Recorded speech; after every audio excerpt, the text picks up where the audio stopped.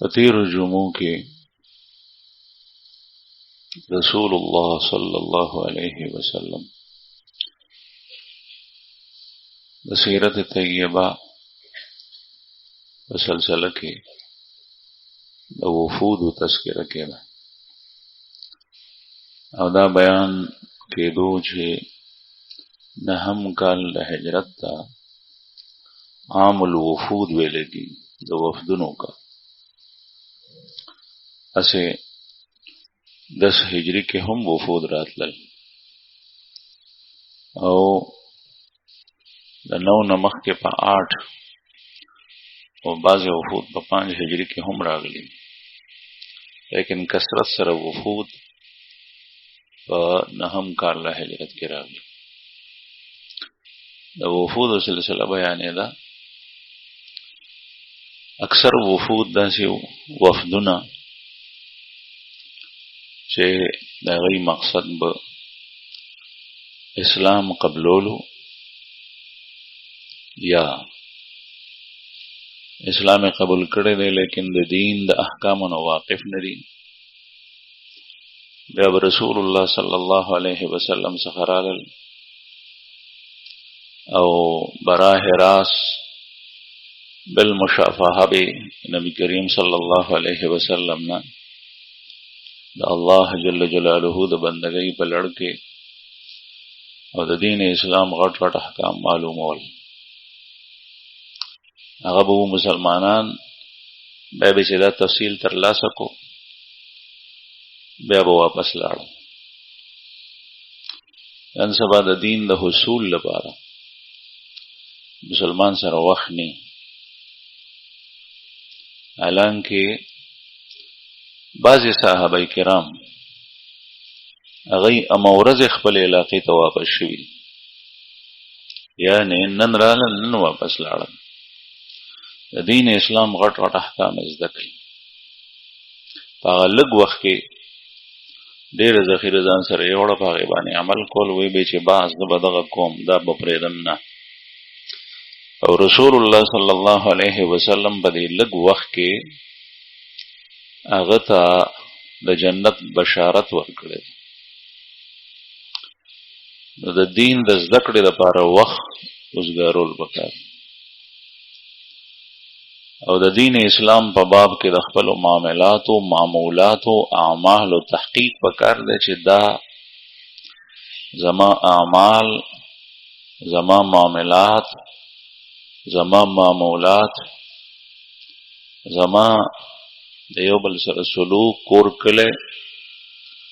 دا رسول اللہ صلی اللہ علیہ وسلم دا شریعت سر سمن خری او کنا دا تحقیق انتہائی ضروری دے خپکے گئی ماں دا دنیا پا معاملہ کے دم روخیاریو منگا چیزا سوچ کوم چے اندوانا سڑے اخلی اندوانا دا دکاندارنا نو آغا تا وی چی دا ما توخیا چی دا سرا دا کسپینا دا کچا دا کپخا دا ذکا دا خوپٹا خربوزه دا ازنی چیزی یوسم بیا سپینا اوخی جی بیا پیزا سکوم ندومر تحقیق دا یوی اندوانی پا غشتو کی چی اغا پس 1 روپی پا 1.5 روپی کی منگا اغا گورو لیکن دین اسلام پا بارا کہ منگ دا خضو پا خبرو بانے عمل کو دا رستو دے دا دیہ درجہ ثانوی سالیسی رابعی ہم ندا دا چاہتا آخری درجہ کے دے دا نور ټول سیزونه د دینه مقدم دي دا یاد ساتئ چې د الله جل شانه مدد د مؤمنانو سره ده او الله مؤمن چاته نه پریږدي مؤمن فردم نه پریږدي قوم خلا پرېدا هغه دومره غیرتی بادشاہ دی هغه په خپل دوست باندې غیرت کوي او مؤمن د الله دوست لیکن خپل مومن والے خو ثابت کا اللہ تا جزا مومن یم دا ثابتول ضروری دی نو دا دین پا معاملہ کی منگا تحقیق نشتا او دا اندوانا چی مثال میں در کو پرون ما باز مرگرو سا عرض کولو چی نن سبا سڑے اللہ جل شانہو دے پتا سو کې نوکر پیشه خلق خو نوکرای وبانه کې خدای دې حلال رزق ډیر تیر درکړي خود ژوند چې کوم بنیادی ضرورت دي باغې نن سبا ډیر خلک نه پوهیږي په باغ کې وې اندوانه زمیدار معلوموله چې دا کچا ده که پخا نو هغه به په چاکو چاړه نیموله نه په تنګړی به معلومه اوس هم دغه څه د تجربه کار سړی هغه معلوموله شي چې دا پخا ده که کچا لیکن اوس هغه خلک د خاورو لاندې شو اندوانه چې مونږ اخلو نو هغه اوسي د ژوند ضروري څیزونه کاغه غوړی دي کاغه مساله ده کاغه پي دي شوده نو ته ضرورت ته پدې نه پويګو چې دې کې پاوډر مکس شوی دی حالانکه د خپل ډاکټري دا انجینیر وي دا د خپل علاقې او خيار شخصیت لیکن دې دین نه دی خبر چې زه د کوم پي استعمالوم په چایو د پاره پدې کې مکس پاوډر دی یا پکې د ډبې دا ملک پیک چې دا پي دی یا کوم زهر او کیمیکل پدې کې ملاو کړی دي تاسو ته معلومه ده چې نن سبا په بازار کې کوم کارونه دغه سلسله کې کیږي دا یو مثال لرم په خوا به د اوبو مسله وا هغه هم غشته دوکه ده او کوم سړی چې په پيو کې اوبه ګډای ملاوټ دا خداع ده دوکه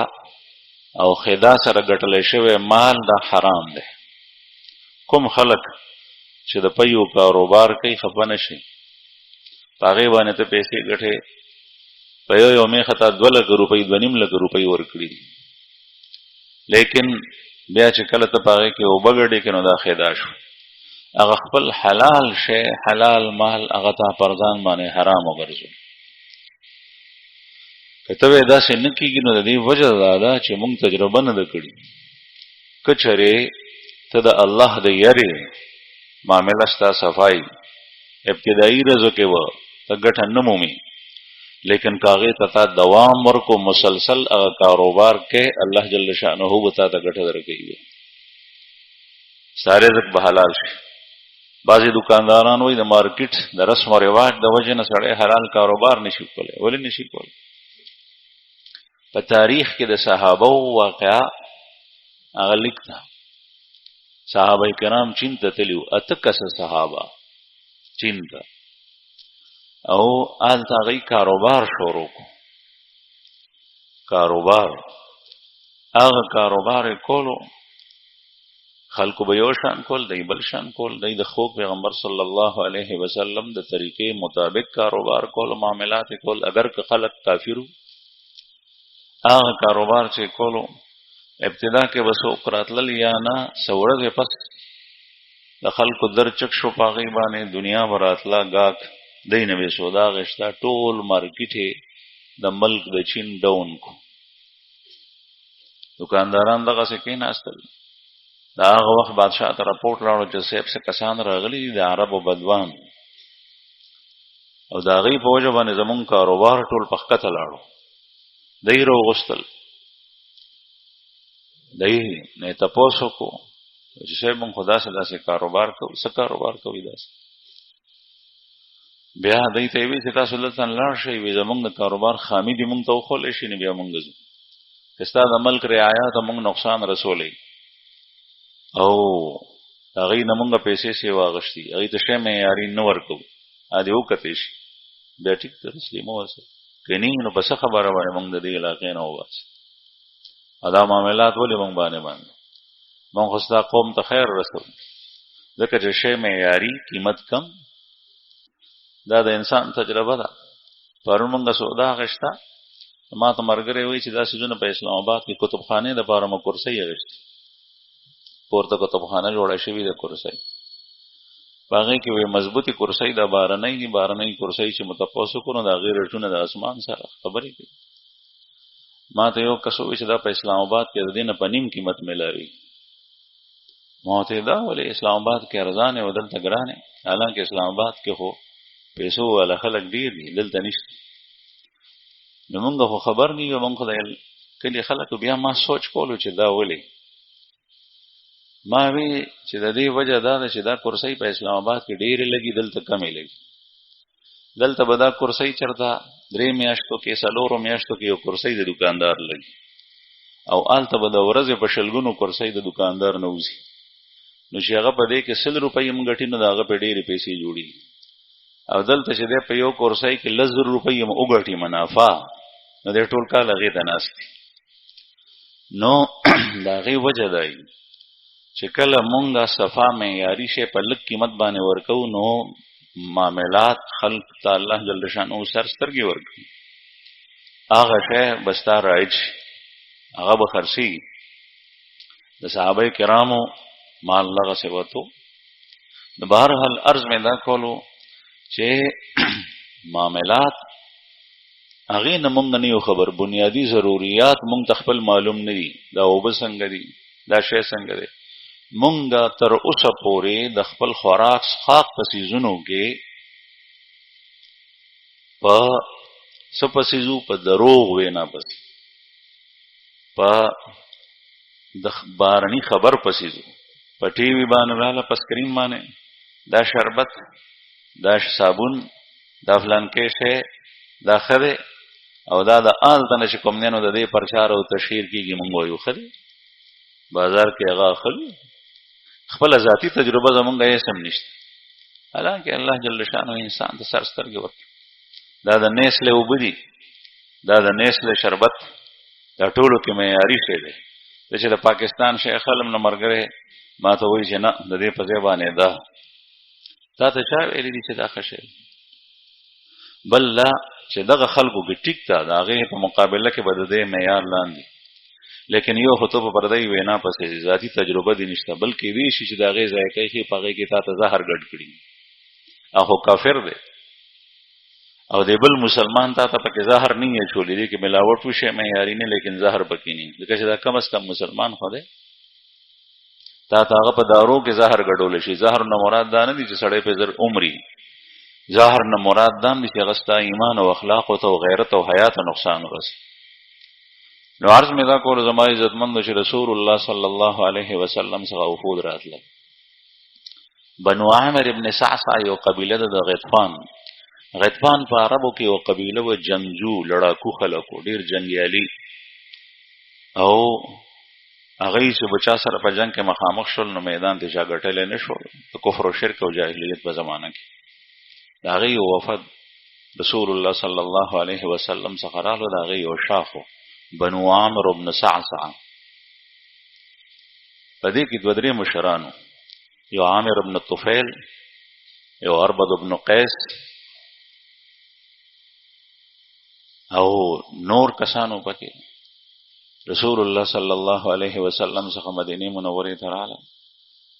اوس د دې اغراض څه دي تاسو ته ما وایي مختلف اغراض دپاره خلک ټول خلک غیر چاپېر د خوا او شا د جزیرة العرب د رسول الله صلی الله علیه وسلم په حیات مبارک کې مرعوب شوي روب پې پرېوتی و چې دوی ته خو د مکې قریش ټینګ نه شول دوی ته فلانکۍ قبیله ټینګ نه شوه فلانکۍ زموږ څه حیثیت دی د هغوی تر پامه نو دا واړه واړه قبایل یا واړه واړه کلي دا به راتلل دوی رالل دوی کې چې کوم مشرانو 2 کسه د اما چې نومونه واغشتل عامر ابن طفیل اربد ابن قیس د دوی په زړه کې خداع وه غش و نفاق منافقت و ښکاره کولو یو شی په زړه کې بل څه او د دوی چې کوم لاندې ماتخت افرادو نو هغه مخلص کله کله زه په منځ کې خبره ځکه عرض کوم چې زمونږ د سیرت مقصد دا دی چې مونږ د رسول الله صلی الله علیه وسلم د سیرت حالات او احکام په خپل ژوند باندې فټ کړو چې زمونږ د ژوند د هغې مطابق دی او که نه زمونږ قومونه ګمراه کېږي خطا کېږي د دې نه چې زمونږ لیډر او قاید سم نه د هغه نظریه خرابه ده د هغه سوچ خراب دی د هغه اخلاق ګنده دي د هغه د دین سره هیڅ قسم تعلق نشته په هغه پسې روان خلک مخلصین وي لیکن خپل قائد خپل مشر هغه نه پرېږدي په هغه پسې رواني چې هغه خطا ځي دیم قرآن کریم کې د فرعون په باره کې وَأَضَلَّ قَوْمَهُم او یو ځای فرمایي الله جل شانه مفهوم یې دا دی چې دا فرعون خپل هم دوزخ ته لاړو، قوم هم ځان سره دوزخ ته وګرځول، ځکه چې قوم ورپسې روان. موسی علیه السلام سره چې به حق ولیدو نو د هغې به تعویل وکړو چې د دې مطلب دا دی. موسی علیه السلام میدان وګټلو نو فرعون وی چې د مقصد تاسو ته پته نشته، ډېر چالاک او عیار او فرعون وی دی دا غواړي چې د مصر د بادشاهي حکومت د نه واخلي او تاسو دلته نه وباسي. نو هغوی به لیدلی حق د دنیا د محبت او د لالچ د وجې نه به په سترګو پردې پرېوتې او بیا به وی چې موږ د کورونو نه وباسو، نو بیا خو موږ دوی سره جنګېږو، بیا به مخالفت شروع. نو عرض مې دا کول زما عزتمندو چې اکثر قومونه هغه د مشرانو، د سردارانو، د قائدینو، د دنیا د لیډرانو د لاسه ګمراه شو، دین ته پاتې شو، اخلاق ته پاتې شو، د رسول الله صلی الله علیه وسلم طریقه ته پاتې شو. ستا هغه مشر، قائد او لیډر چې هغه د دین نه ناواقفه دی، ته د هغه اتباع وکړې، تا خپل دنیا هم خرابه کو، آخرت هم خراب کو. دین زما عزتمنو مقدم دی. دا وینا چې زه کوم د زړه د تل نه کوم او په زړه کې مې د خپل مسلمان قوم سره د هغې سره محبت دی، په دوی بنیاد کوم. دین زمونږ ټولو نه لوی نعمت د الله جل شانه دین دی، اسلام چې مونږ ته نصیب کړی دی، ایمان دی، د رسول الله صلی الله علیه وسلم شریعت دی. بغیر تکلیفه په اسلامی کورنۍ کې الله جل شانه مونږ ته وجود را کو، دا دین نصیب کو. د دې نعمت قدردانی کول پکار دي. زه قسم خورم د دنیا مفادات او د آخرت ټول استاخ په خپو کې، او چې په صحیح معنو کې په دین باندې عمل وکړي، شپ شپ نه. هغه شپ شپ خو د مدینې منافقینو کول، مسلمانانو سره به جنگ کې موتل، چې کله به دا ګمانو چې دی ګټي او چې کله به دا ګمانو چې دی نه ګټي، دی خو ځان تباه کوي، نو بیا به روغ نه بیر شول، بیا به د کافرو سره شول. ځکه وایي که مسلمانان هلاک شول نو کافرو سره خو معیاري دوستي وي. قرآن پاک دا ذکر کړي هر څه د بچ کېدو صورت خو به وي بیا. نو د دې کسانو په سرپرستۍ کې دا وفد مدینې منورې ته راغلو، رسول الله صلی الله علیه وسلم سره مخامخ شو. دا قوم مخلصو، دا سرداران په خطا وو. عامر ابن طفیل اربد ابن قیس ته وی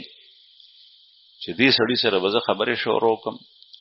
او دی به زه ځان ته متوجه کړم، او چې ته وګورې چې د ده پام ما طرف ته دی، نو ته توره واخله او سر دې پرېږده. علیاذ بالله. رسول الله صلی الله علیه وسلم بارکه دا اراده وکړه. دی په دې نیت راغلی. د الله رسول د هغه د الله جل شانه خپل پیغمبر یوازې نه پرېږدي، هغه ته خبر ورکوي د وحي په ذریعه، یا الهامن د هغه په زړه کې واچوي. او دا سلسله پر رسول الله صلی الله علیه وسلم د وحي بنده شوې ده. لیکن کله کله په زړه کې د یو مؤمن مسلمان په زړه کې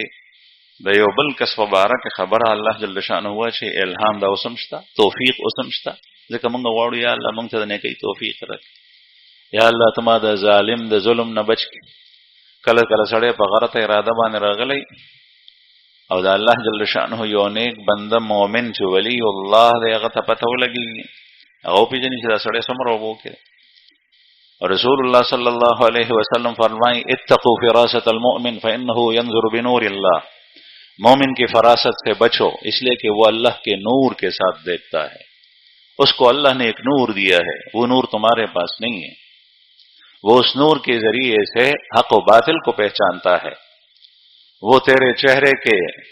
آثار کے ذریعے سے پہچانتا ہے کہ تیرے دل میں اس کے لیے کیا ہے. نبی کریم صلی اللہ علیہ وسلم تو وی عامر بن طفیل یا چې اے سردار سیدی، اے زما سردار. هغه وته وی نبی کریم صلی الله علیه وسلم وته فرمایل چې السید هو الله، سردار الله دی. حالانکه دا لفظ نبی کریم صلی الله علیه وسلم ته صحابه ډېر استعمال کړی دی. د پیغمبر علیه الصلاۃ والسلام امتیان صحابه ته دا لفظ استعمال شوی دی. د حضرت بلال رضی الله عنه غونې کس چې د رنګ نه تور قبیله او خاندان نو د حبشو سره تعلق د حضراتو شیخین او حضراتو د لفظ حضرت بلال ته استعمال کړی دی. په جایز دی کې د دې استعمال جایز دی، لیکن رسول الله صلی الله علیه وسلم ته فرمایي چې سید زنیم سید الله دی. وجه دا چې داغه په زړه کې کوټو بیا وته وی خال لینی ما سره دوستی وکړه رسول الله صلی الله علیه وسلم ته فرمایل لا حتى تشهد الله اله الا الله ترغه پورې تا سره دوستی نه کوم تر سوچ تا دا گواهی نه ورکړي چې دا الله نه علاوه بل څوک معبود نشته. ته د کفر په حالت کې مشرک تا سره دوستی کو. قران کریم د سر نه تر اخره پورې د داسې قسم آیاتونو ډک ته چې پاره کې دا یو مضمون زې په ځای الله پاک ذکر کړی دی چې کافرو سره دوستی مکوئ. په دې کې تبدیلی نشته. په دې کې هیڅ قسم گنجائش الله جل شانه نه دی پرې، بلکې یو ځکه خو الله جل شانه فرمایي چې کافرو طرف ته مایل کېږي یما میلانن ولا تتولوا قوم مجرمین. یو ځکه فرمایي چې مجرم قوم د غي سره دوستی مکوي، چې څوک د الله په جرمونو کې انختی غسر د دوستی مکو دوست م جوړوا چې هغه د خپل رازونو نه خبر کې د زړه حال هغه ته هغه ځان ته نږدې غني. دوستی نه کله کله پلار په مخ راشي تا سره خبرو کې تو سره خبرو کله مثلا تلاړ شي چین دې کاروبار وسره کې جاپان میں کاروبار وسره کې کافر یې غني دوستی وسره نه کې جائز شي معاملات، لیکن دوستی د کافر سره منه. رسول الله صلی الله علیه وسلم چې کله مسلمان قوم د کافر قوم سره دوستی شروع کړه الله جل شانه مدد ناراضي. دا د مسلمانانو صفات نه دي. الله پاک خپل مدد موقوف کړي دي، مشروط کړي دي د ایمانی صفاتو سره. وانتم الاعلون ان کنتم مؤمنین، او تاسو به سربهلای، تاسو به اوچتی، تاسو به اعلای، پټولو باندې بری کې چېرې تاسو مؤمنان یې. او مؤمن صرف یو ټکی نه دی بلکې دی پسې شاته حقیقت ته هغه حقیقت متصف ته په ایمانی صفات باندې پتا کې داوی داوی داوی داوی داوی هغه ایمانی صفات هغه آسان مونږ هغه طرف ته پام نه کړي چې کله دا او شی ته بیا وګوره چې الله جل شانه تا غالبای په کافر باندې وکنه تا و کافر ته نه پری. رسول الله صلی الله علیه وسلم وتو فرمایل چې لا والله کله هم زتا سره دوستی نه کوم حتی تشهد الله اله الا الله ترسو پورې چې تا دا گواهی نه ورکړي چې د الله نه علاوه بل څوک معبود نشته. ځکه چې دا عربو جزیره کې پاتې کېدو هغه زمانه په جزیره العرب عربستان کې چې کوم مشرکین نو غیب د الله جل شانه به هم خدای منلو لیکن نور به خدایان منل او شرک وای دیتا کفر دیتا وای چې سړی بالکل انکار وکړي چې چټ نشته، او شرک دیتا وای چې خدای منی او د خدای سره بل شریک ګرځي. نفع او نقصان د الله په لاس کې دی او د فلان کی په لاس کې دی. الیاذ بالله دا شرک. حالانکه نفع او نقصان صرف او صرف د الله په لاس کې. خیر د الله جل شانه د طرف نه دی،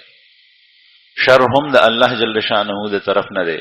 د شر د حفاظت لپاره د خپل رب سره تعلق جوړ کا الله به د شر نه وساتي، ځکه چې داغه په قبضه قدرت کې د اسمانونو د زمکو خزانه او دغه کنجیان د الله په لاس کې زبل چانه. بیماری مرض دغه بنیادی خبره د الله جل شانه په لاس کې زبل چانه د چاپلار اندر باندې بیماری نشي راوسته چې ستا اعتماد او توکل پر رب وي. او چې کله دې د خپل رب په توکل او اعتماد کې متذبذب شکی بیا د خدای بل تبریدي سلمه درجه زرمه درجه لکمه درجه کوم چې په بل چا د اعتماد پیدا شو بیا د خدای بل تبرید. ځکه چې دوستی دی هغه سره خالص نه، توکل دی هغه سره خالص نه. الله جل شانه فرمایي انا اغنى الشرکاء یعنی شرک. نبی کریم صلی الله علیه وسلم ته وایي چې خال لینی ما سره دوستی شروع کړه. ته فرمایل چې نه. درې ځله دا سوي او درې ځله رسول الله صلی الله علیه وسلم جواب ورکو. بیا وته وایي چې زه مسلمان شم عامر ابن طفیل چې زه مسلمان شم ما ته بسره کې وته فرمایل چې ته مسلمان شې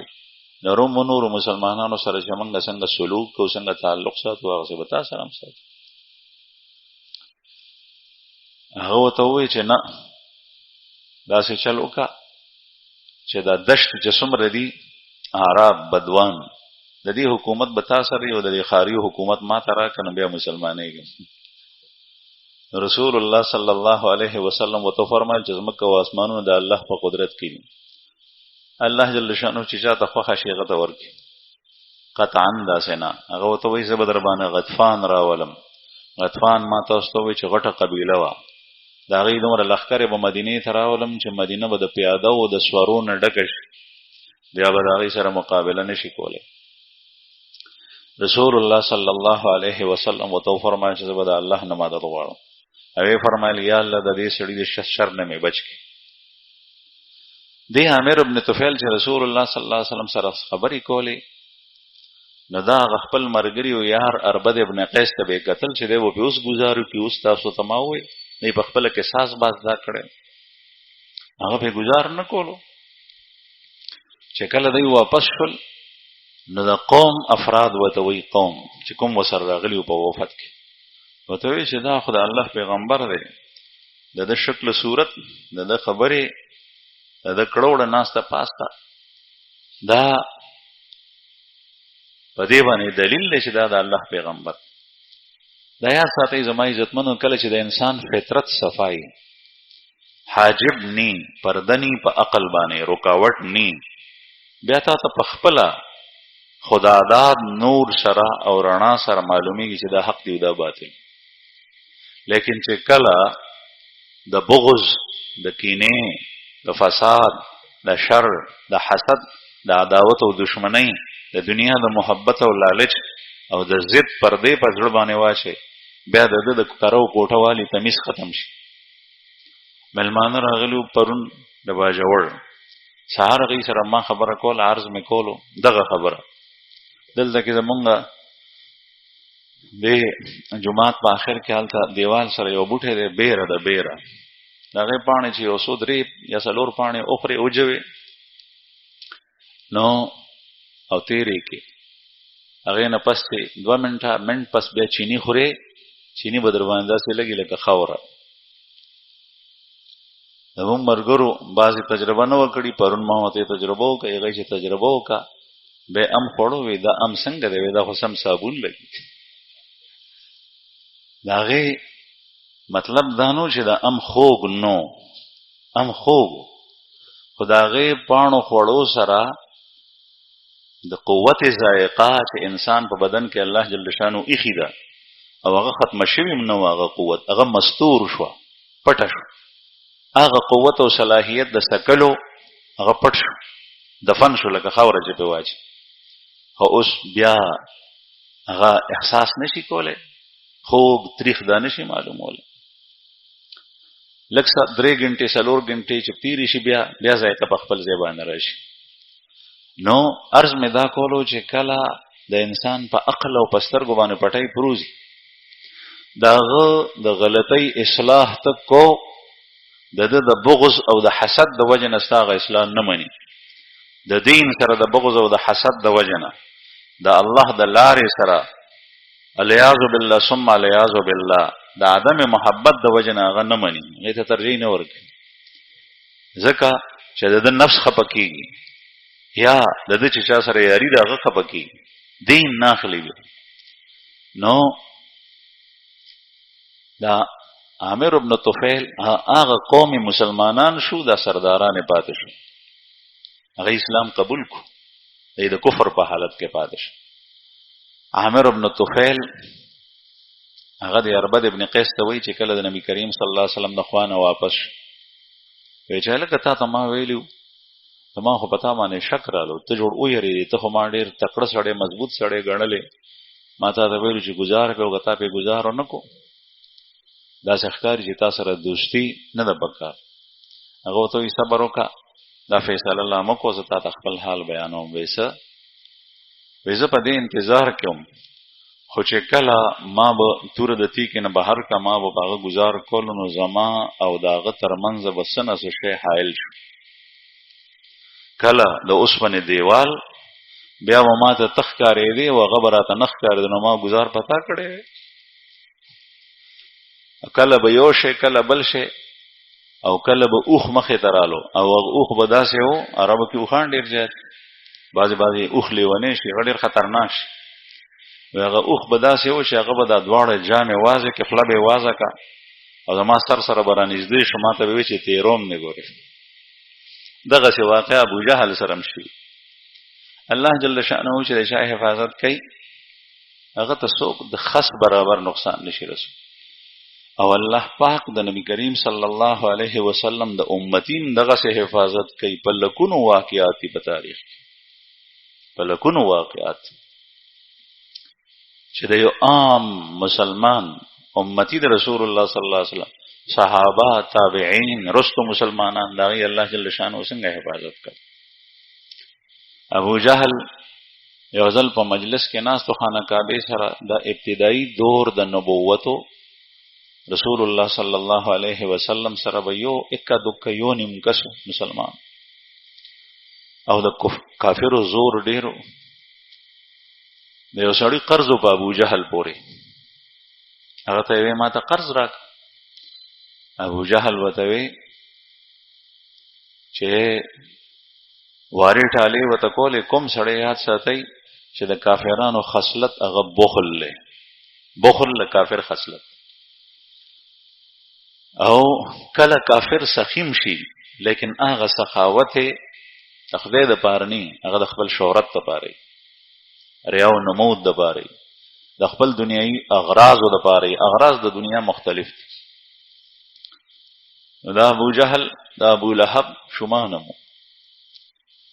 چې کومه پیسې به خرج کولې نو هغه به د اسلام مقابله کې خرج کولې رسول الله صلی الله علیه وسلم د اذیت او د قتل منسوبې به جوړولې پیغمبر علیه الصلاۃ والسلام او د مسلمانانو سره د جنگ د تیاری په سلسله کې به جوړول ابو جهل تاغه کسرال وته ما ته قرض را کته پورې من قرض دې نه ورکولې بیا هغه د بهر نه راغلو سوکا رابیو ابو جهل وتوي نبی کریم صلی الله علیه وسلم دا سر ډډه ته مبارک بکل رالو بیا به عبادت کولو خانه کعبه سره وی چې دې سړی ته وایا چې قرض زمانه وصول کی دې سفارش کراواله بیا به درک رسول الله صلی الله علیه وسلم دغه وخت کې کور ته تل مبارک یا آلته ناستو دا سړی لاړو دته پته نه و چې دا څوک دا راویو نبی کریم صلی الله علیه وسلم نو واقف نه دا مطلب دا چې د ضامن راولې او کفیل سفارش وکستا نو زبدات درک او د ابو جهل مقصد دا چې دې زمون ټولګي تراشي نو زبدت خبرې وکم بدرت بوته وې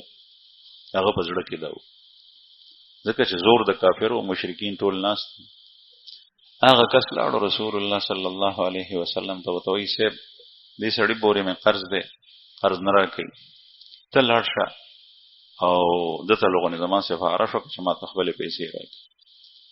رسول الله صلی الله علیه وسلم مبارک را پاسې دوی ښه پسرا روان شو کافر مشرکین ناشتي ابو جهل د پسر ودرېدو وتوي چې د خپل قرض ورک چې څنګه دا وي ابو جهل لاس پیره بيدل او زری پیسې راوېسته چې کوم حق وغیره سړی ته ورک سړی رخصت شو رسول الله صلی الله علیه وسلم لاړو کافر ټول ناس دي دغه حلقه غي حیران شو چې په دې ابو جهل زمون په سردار څه چلو شو د خو ویل یو سو ویکل بل د پوسې ته کو چې دا ولي متوي ظالمانو وی چې څنګه ماته د اوې چې دا قرض ورکا نو ما قتل چې د محمد صلی الله علیه وسلم پښابن یو غټ اوه او سره داغه د سر د پاسه دا چې روچت کو ماته نه نږدې شو ماته وي ختیروم دي شابه قرض ورک الله جل شانه دا معجزه ده رسول الله صلی الله علیه وسلم چې الله پاک د چا حفاظت کوي د چا مدد کوي نو خدای خو مالک دی د اسمانونو د زمکو هغه قومونه غر کړي د فرعون غونه قوم قبطیانو سره په سمندري لو کړي غار څه کول شي ان الله على كل شيء قدير ته د خپل رب جولۍ کلکه ونیسه لمن او رب سره تعلق مضبوط کا او په هغه باندې ایمان او توکل پیدا که ته شخص کې که فرد دی که ته قوم او جماعت او ډله یې ته ګوره چې د الله جل شانه مدد تا سره وي که شپ باندې نه کېږي تذبذب باندې نه ټیک ده مسلمان دی چې ایمان محفوظ کړی د دنیا نه لاړ شي خو په دنیا کې الله جل شانه د هر څه واضح کړي دي بعضې مسلمانان سره د اسلام چې کله هغوی د کافر قوم نه بلتون نه دی کړی هغوی د هغوی سره لو کړي قرآن کریم کې د داود علیه السلام د زمانې یو واقعه ده د بني اسرائیلو داود علیه السلام په زمانه کې یو قوم هغوی د سمندر په غاړه پاتې کېدل د هغوی کسب او پیشه هغه د میان او ښکارو میان به یې نیول حضرت داود علیه السلام پیغمبر ورته وفرمایل چې د هفتې په ورځ باندې میان مه نیسئ دا ستاسو د عبادت خالصه ورځ په دې ورځ به کاروبار نه کوئ او هغوی بني اسرائیلو منلي وو سره پیغمبر یې منلی و لیکن سره د هغې په هغې کې چل راوویستو هیله چل ول او داسې وکړل چې د هفتې ورځ به شوه نو چې به کتل نو په دې سمندر به د میان د اوبو د پاسه ګرځېدل ډېر زیات کو دی هغې ته ټینګېدی نه شو کله چې یو حرام خور انسان مال حرام ولیني چې ډېرې ولیدو دی بیا نشي ټینګېدی دا ازمیښت دی د الله دې سودا کې په لکونو روپۍ ګټه ده خو په حرامه طریقه ده دروغ به وې دوکه به ورکې بیا دغه وخت کې د مؤمن او د غیر مؤمن پته لګي چې مسلمان څوک دی مسلمان وایي نه حرام کروڑونو خو دي وي اربونو خو دي وي نه کوم هغوی چې وکتل چې میان ډېر دي نو هغوی وایي چې دا خو نیول غواړي نور ورځو کې دومره نی قرآن پاک کې دا واقع الله پاک ذکر کړي هغه بیا چل د هغې دپاره شروع کو چې خندقونه یې وکنستل یعنې وګۍ یې وکنستې د سین نه د سمندر نه دې بلې کویان وکنستل واړه واړه تالابونه او کنجونه دا میان به په هغې کې رالل او کنج کې به ډوغل کې به پرېوتل دې کې به جمع کېدل بیا هلته ورپسې ورخ بند کړو لکه څنګه چې زمیندار د اوبو ورخ بندوي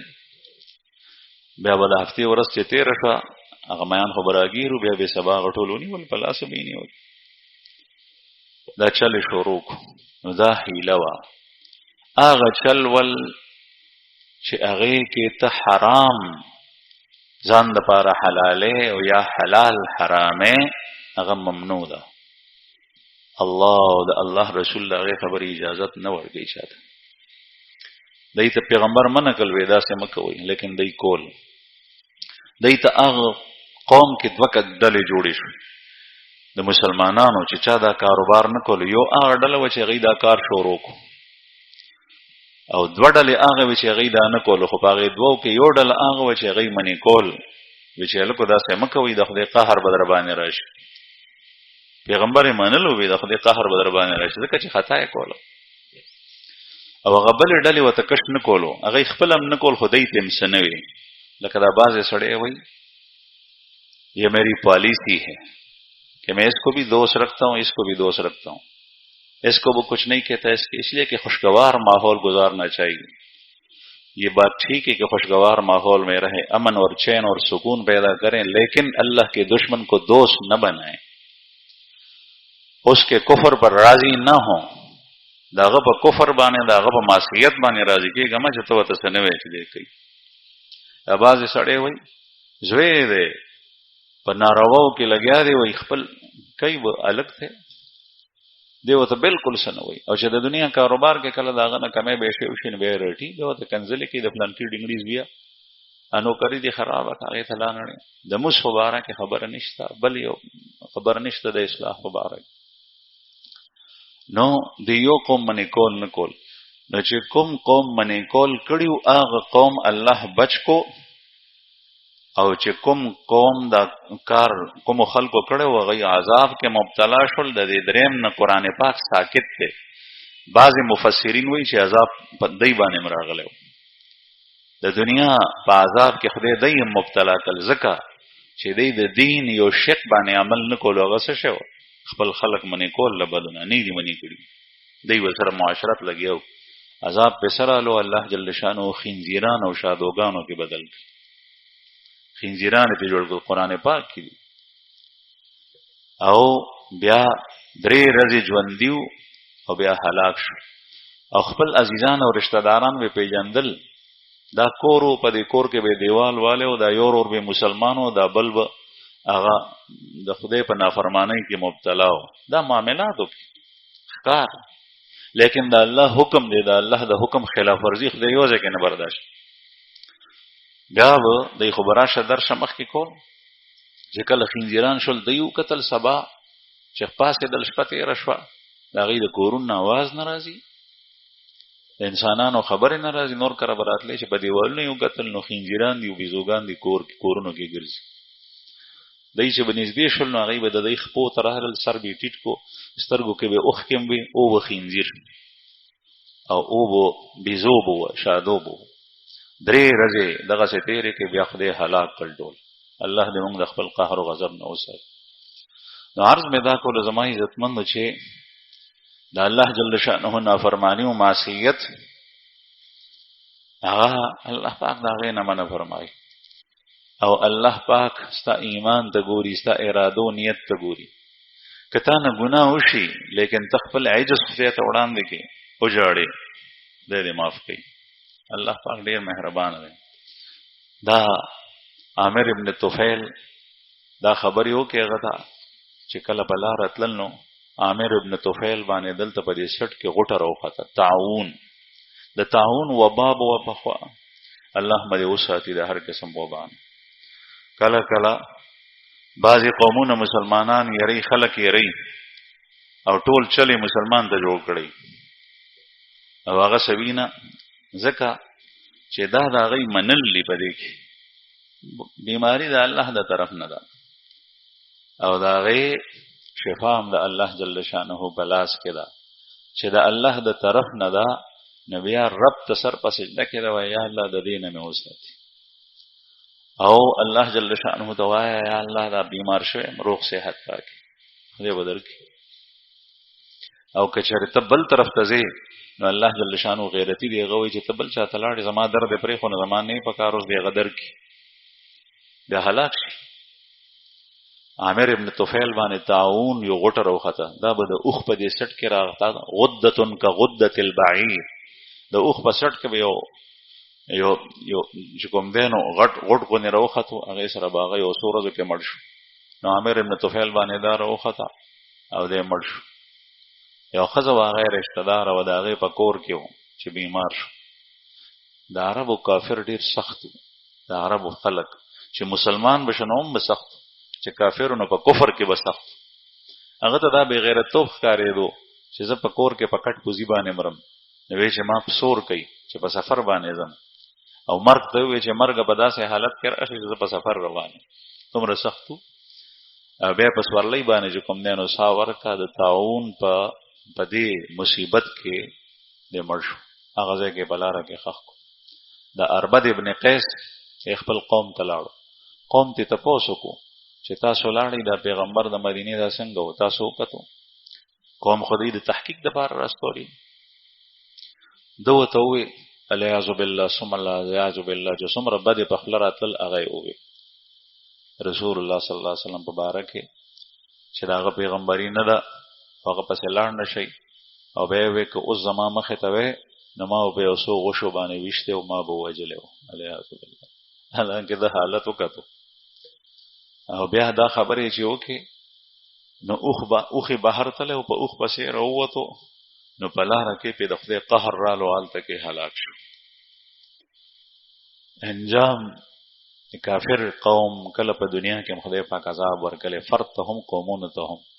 ارز مې دا کول زما عزت منو چې د رسول الله صلی الله علیه وسلم په سیرت طیبه کې هر لحاظ سره خیر او داغه نه په اعراض کې غټ نقصان دی تاوان دی او کله چې یو مسلمان بیا د مسلمانۍ دعوه کوي ایمان قبول کړي دی خپل نسبت محمد رسول الله صلی الله علیه وسلم ته کوي او بیا د خپل پیغمبر خلاف ورزي کې نو دا حالات او واقعات هم په دنیا کې تیر شوي دي بنی اسرائیلو کې الله جل شانه دې دا غبد انجام نه مونږ وساتي او الله پاک ته مونږ ته په هر یو کار کې د خپل خو پیغمبر صلی الله علیه وسلم د کامل اتباع توفیق را نصیب کړي